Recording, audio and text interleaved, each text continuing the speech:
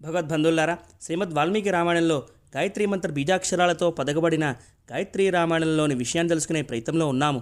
ఇంతవరకు 9 శ్లోకాలు, వాటి అర్థాలతో కూడిన రామకథని తెలుసుకున్నాము. కథాభాగంలో మారీచుడి మాటలను విన్న సీతమ్మవారు లక్ష్మణస్వామిని అన్నగారి రక్షణ కోసం ఆశ్రమం నుండి వెళ్ళమని చెబుతుంది.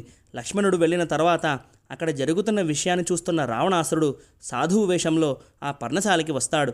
యతివేషధారణలో ఉన్న రావణాసుడికి అర్ఘ్యపార్ఘ్యాదులతో సత్కరించి పక్వాన్నము సిద్ధముగా ఉన్నాయి అని చెబుతుంది సీతమ్మ. వన్యములైన కందమూల ఫలాలు మీకోసం సిద్ధంగా ఉన్నాయి, అవి స్వీకరించండి అని చెబుతుంది. రావణాసురుడు, నువ్వు ఎవరు, ఇక్కడ ఈ వనంలో ఏం చేస్తున్నావు అని అడుగుతాడు. వచ్చినవాడు బ్రాహ్మణుడు, పూజనీయుడు అని అనుకున్న సీతమ్మ జరిగిన విషయాన్ని అంతా చెబుతుంది. మేము అడవికి బయలుదేరే సమయానికి రాముడికి వయసు 25, నా వయసు 18 సంవత్సరాలు అని చెబుతుంది. అరణ్యవాసంలో అప్పటికి 13 సంవత్సరాలు అయిపోయాయి కాబట్టి సీతాపహరణం జరిగే సమయంలో రాముడికి వయసు 38 సంవత్సరాలు, సీతమ్మ వారికి 31 సంవత్సరాలు అని మనం అర్థం చేసుకోవచ్చు. అప్పుడు సీతమ్మవారు, నువ్వు ఎవరు, నీ పూర్వాశ్రమంలో నీ పేరేమిటి, ఏ ఊరు నుండి వచ్చావు అని అడుగుతుంది. దానికి సమాధానంగా, నా పేరు రావణుడు, నేను రాక్షసరాజు, నిన్ను చూసినప్పటి నుండి నిన్ను భారీగా పొందాలని ఉంది. త్రికూట పర్వతం గిరిపైన ఉన్న లంకా నగరము నాకు రాజధాని అని చెబుతాడు. రావణాసుడు చెప్పిన మాటలకి, నేను రాముడికే చెందిన దానిని, రాముడు ధీరుడు, పరాక్రమం కలిగినవాడు అని చెబుతుంది సీతమ్మ. ఆవిడ చెప్పిన మాటలకి కోపంతో తన నిజస్వరూపాన్ని చూపిస్తాడు రావణాసురుడు. సీతాదేవి దగ్గరికి వచ్చి ఆవిడ జుట్టుని ఎడమ చేతితో, ఆమె పాదాలని కుడి చేతితో పట్టుకుని ఒడిలోకి తీసుకుని అప్పటి వరకు కనిపించని రథంలోకి తీసుకుని వెళ్తాడు. సీతమ్మవారు రామా రామా అని కేకలు వేస్తుంది. ఆ సీతాదేవిని పట్టుకుని రథముతో సహా ఆకాశంలోకి ఎగురుతాడు. సీతమ్మ అందరికీ వినిపించేటట్టుగా రావణాసుడు సీతమ్మని అపహరించి తీసుకుని వెళ్తున్నాడు అని ప్రస్రవణ పర్వతానికి, గోదావరి నదికి, వనదేవతలకి చెబుతుంది. సీతమ్మవారి కేకలను విన్న జటాయువు రావణాసుడితో భయంకరమైన యుద్ధం చేస్తాడు. రథాన్ని, సారథిని, ఆ రథానికి ఉన్న గుర్రాలని చిన్నాభిన్నం చేసి సంహరిస్తాడు జటాయువు. కానీ బాగా యుద్ధం చేసేసరికి ఓపిక తగ్గడాన్ని చూసి రావణాసుడు తన కత్తితో జటాయు యొక్క 2 రెక్కల్ని తెంచేస్తాడు. రథం, సారథి పోయినా కూడా రావణాసుడు సీతాదేవిని తీసుకుని ఆకాశ మార్గంలో వెళ్ళిపోతాడు. ఆ సన్నివేశాన్ని బ్రహ్మగారు తన దివ్య దృష్టితో గ్రహిస్తారు. అలా వెళ్తుండగా ఒక పర్వత శిఖరంపై 5 వానర ప్రముఖుల్ని చూస్తుంది. వెంటనే తన ఆభరణాలన్నీ తన వస్త్రంతో ఒక మూట కట్టి వారి మధ్యలో పడేటట్టుగా చేస్తుంది సీతమ్మ. దూరంగా ఉన్న వస్తువుల్ని, వ్యక్తుల్ని చూడగలిగే సమర్థత కలిగిన వానరులు రామా రామా అని అరుస్తున్న సీతమ్మ వారిని చూస్తారు. వేగంగా రావణాసురుడు సీతమ్మని లంకకి తీసుకుని వెళ్ళిపోతాడు. తనకిష్టమైన అశోకవనంలో సీతమ్మని ఉంచుతాడు. బ్రహ్మగారు ఇంద్రుణ్ణి పిలిచి, సీతమ్మ రావణాసుడు పెట్టే భోజనాన్ని తినదు కాబట్టి నువ్వు వెళ్ళి పాయసాన్ని ఇవ్వు అని అంటారు. ఇంద్రుడు వచ్చి సీతమ్మ వారికి పాయసాన్ని అందిస్తాడు. ఆవిడ ఇంద్రుడు దేవతా స్వరూపం అని గ్రహించి ఆ పాయసాన్ని స్వీకరిస్తుంది. ఇంతలో రామలక్ష్మణులు తిరిగి పర్ణశాలకి వస్తారు. ఎంత వెతికినా సీతమ్మ జాడ కనిపించదు. రామలక్ష్మణులు వనంలో సీతమ్మ వారిని వెతకడం ప్రారంభిస్తారు. గోదావరిని అడుగుతాడు రామచంద్రస్వామి, సీతమ్మ ఎక్కడ ఉందో చెప్పు అని. కానీ గోదావరి నది రావణాసుడికి భయపడి సమాధానం చెప్పదు. అందుకే యమున గొప్పదా, గోదావరి గొప్పదా అని అడిగితే యమునే గొప్పది అని అంటారు పూర్వాచారులు.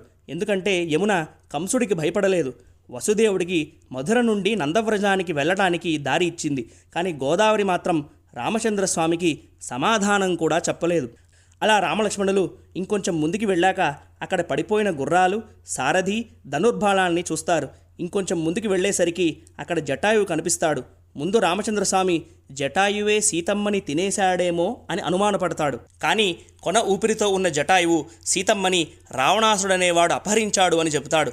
రావణాసురుడు విశ్రవసు కుమారుడు, కుబేరుడి సోదరుడు అని చెప్తుండగానే ప్రాణం విడిచిపెట్టేస్తాడు. రామచంద్రస్వామి లక్ష్మణుడితో చెప్పి అంచేసి సంస్కారములు చేసి జటాయువుకి మోక్షప్రాప్తిని ఇస్తాడు. మనిషిగా ఉన్న రాముడు ఇవ్వగలడా అంటే సత్యనిష్ఠాగరిష్ఠుడైన రామచంద్రస్వామికి సర్వలోకాలు అధీనంలోనే ఉంటాయి కాబట్టి రాముడు మోక్షాన్ని అనుగ్రహించగలుగుతాడు అని శ్రీమద్ రామాయణం నిరూపిస్తుంది. గోదావరి నదిలో జటాయువు కోసం జలతర్పణాలు, పిండ ప్రదానం కూడా చేస్తాడు రామచంద్రస్వామి.